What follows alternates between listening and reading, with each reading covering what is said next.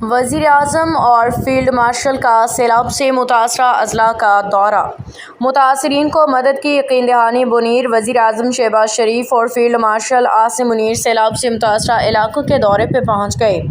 وزیر اعظم شہباز شریف، field marshal Syed Asim Munir سب سے پہلے سوات پہنچے، جہاں وفاقی وزیر امیر مقام نے ان کا استقبال کیا۔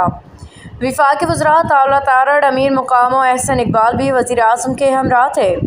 سوات کے بعد وزیر اعظم اور فیلڈ مارشل بونیر روانہ ہوئے، جہاں انہوں نے بونیر، شانگلہ، صوابی کے متاثرہ علاقوں کا فضائی جائزہ لیا۔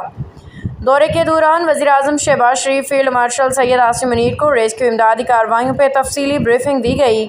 بعد ازاں وزیر اعظم نے بونیر میں متاثرین سے ملاقات کی، امدادی چیک تقسیم کیے۔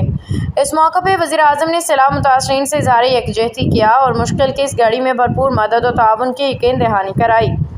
وزیر اعظم شہباز شریف نے کہا کہ متاثرہ علاقوں میں بحالی کے عمل کو تیز کرنے اور معمولات زندگی کو دوبارہ بحال کرنے کے لیے تمام دستیاب قومی وسائل کو بروئے کار لایا جائے گا۔